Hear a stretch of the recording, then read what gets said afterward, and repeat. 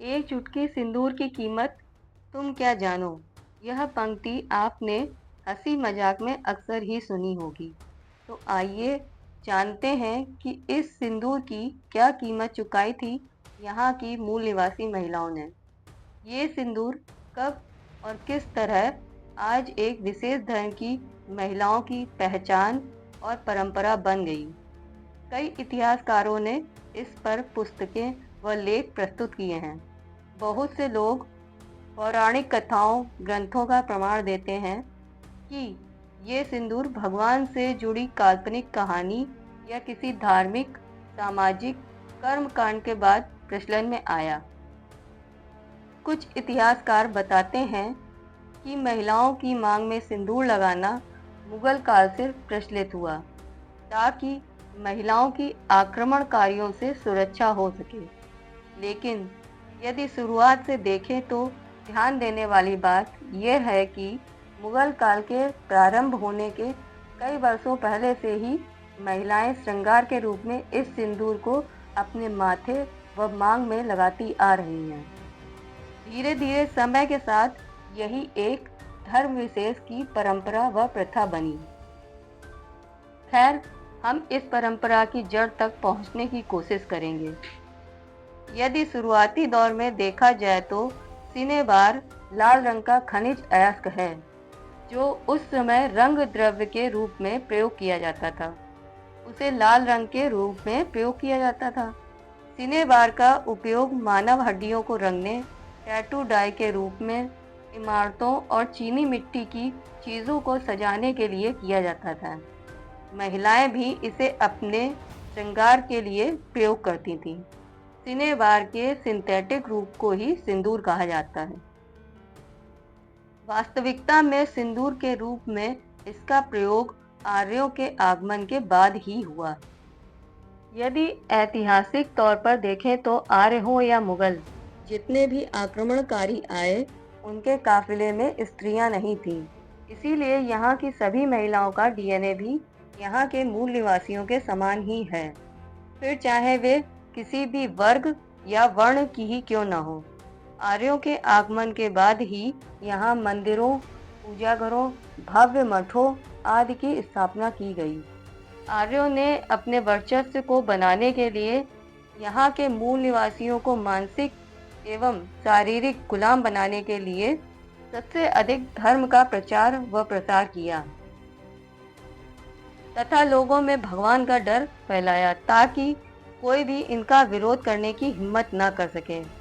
आर्यों ने नई नई परंपराओं, प्रथाओं, धार्मिक कथाओं, कर्मकांड को फैलाना प्रारंभ कर दिया था, जिससे सबसे अधिक यहाँ की महिलाओं की दशा व परिस्थिति प्रभावित हुई। वैसे तो आर्यों द्वारा कई प्रथाएं, रीति रिवाज प्रारंभ किए गए, जिनके द्वारा मूल निवासियों को अत्यधिक नुकसान हुआ। इन्हीं प्रथाओं के चलते मुख्य तौर पर दो प्रथाओं के द्वारा महिलाओं का मानसिक व शारीरिक शोषण चरम सीमा पर किया गया, और वो थी शुद्धिकरण एवं देवदासी प्रथा। वैसे तो दोनों में अधिक अंतर नहीं है। देवदासी प्रथा का प्रमाण तो आपको अभी भी मिल जाएगा। देवदासी प्रथा ने यहाँ की महिलाओं के जीवन को अत्यधिक प्रभावित किया, जिससे उनका जीवन दयनीय स्थिति में पहुंच गया, या यह कह सकते हैं कि बद से बदतर हो गया।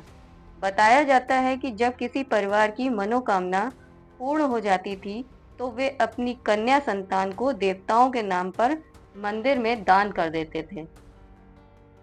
ये बच्चियां महज 8 साल से 18 साल के बीच की उम्र की होती थीं, और ये मान्यता बनाने वाले कौन थे, इससे आप सभी भली भांति परिचित होंगे।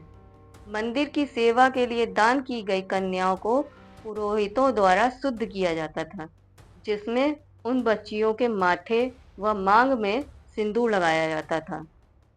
हाथों में चूड़ा, पैरों में चांदी के पतले कड़े तथा गले में मंगलसूत्र के रूप में मणिमाला धारण कराई जाती थी।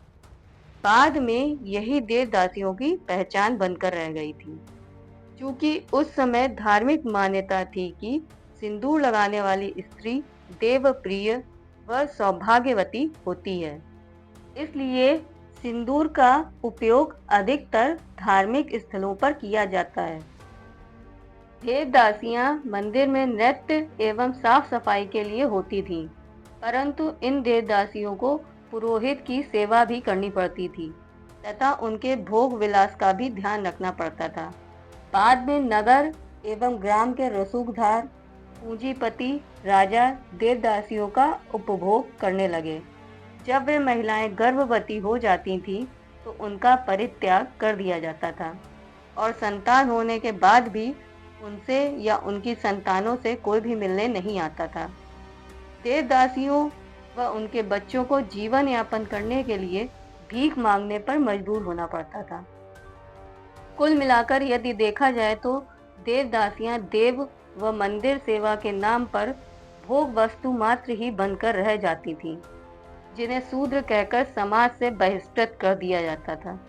इसी प्रकार इतिहास में देखने को मिलता है कि पहले के समय में जब किसी कन्या का विवाह होता था, तो पुरोहित या ब्राह्मण विवाह की पद्धति को पूर्ण कराते थे। शुद्धिकरण के नाम पर नवविवाहिता स्त्री को उस पुरोहित के साथ रहना पड़ता था। कुछ किताबों में 21 दिन तक रहने का वर्णन है, तो कुछ में 3 दिन तक रहने का वर्णन मिलता है। स्त्री के शुद्धिकरण की पहचान हो सके, इसके लिए सिंदूर को माथे व मांग में भरने की प्रथा का प्रचलन हुआ। मुगल काल के आते आते आर्यों ने अपने धर्म के वर्चस्व को बढ़ाने व बचाने के लिए सिंदूर लगाने का प्रचलन साधारण तौर पर सभी के लिए स्वतंत्र रूप से अनिवार्य कर दिया था। वर्तमान समय में आप देखेंगे कि धर्म ज्ञाताओं, प्रगांड बाबाओं के द्वारा सिंदूर के धार्मिक महत्व का बखान किया जाता है। सिंदूर को विवाहित महिलाओं के लिए अति आवश्यक बताया गया है। सिंदूर सौभाग्य का प्रतीक एवं पतियों की लंबी आयु के लिए महत्वपूर्ण बताया जाता है। इसलिए आज महिलाओं के लिए सिंदूर अन्य श्रृंगारों से अधिक महत्व रखता है, परंतु सत्यता कुछ और ही है। असल में सिंदूर का प्रयोग पुरोहित व ब्राह्मण के द्वारा देवदासियों एवं नवविवाहिता के शुद्धिकरण करने के लिए किया जाता था और यही उनकी पहचान थी। पहले के समय में जो सिंदूर महिलाओं की गुलामी का कारण था, आज उसी सिंदूर को प्रत्येक महिला पवित्र, सौभाग्यवर्धक एवं सुहाग का प्रतीक मानती है। मानो सिंदूर और मंगलसूत्र के बिना उनका वैवाहिक जीवन अधूरा हो। हम किसी भी मान्यता, प्रथा, रीति रिवाज को महज इसलिए अपना लेते हैं कि सदियों से हमारे पूर्वज करते आए हैं और धर्म में इसका सुखद वर्णन है। हम किसी भी परंपरा को अपनाने से पूर्व उस पर क्षणिक भी विचार नहीं करते हैं।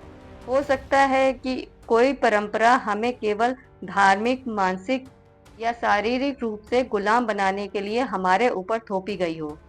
किसी भी बात पर आंख बंद करके विश्वास करने से पहले एक बार बौद्धिक व वैज्ञानिक स्तर पर विचार अवश्य करें। खासकर महिलाएं। सबसे अधिक यदि धार्मिक परंपराओं, रीति रिवाजों ने किसी को शारीरिक एवं मानसिक रूप से गुलाम बनाया है तथा उनका शोषण किया है, तो वो हैं महिलाएं। आज शिक्षित होने के बावजूद भी महिलाएं इन काल्पनिकताओं व धार्मिक कर्म कांडों, रूढ़िवादिता से बाहर नहीं आ पा रही हैं। आपको जागरूक होना होगा, स्वयं की शक्ति को पहचानना होगा। शिक्षित बनो, सशक्त रहो, संघर्ष करो। यही आजादी का मूल मंत्र है। धन्यवाद। जय संविधान, जय मूल निवासी।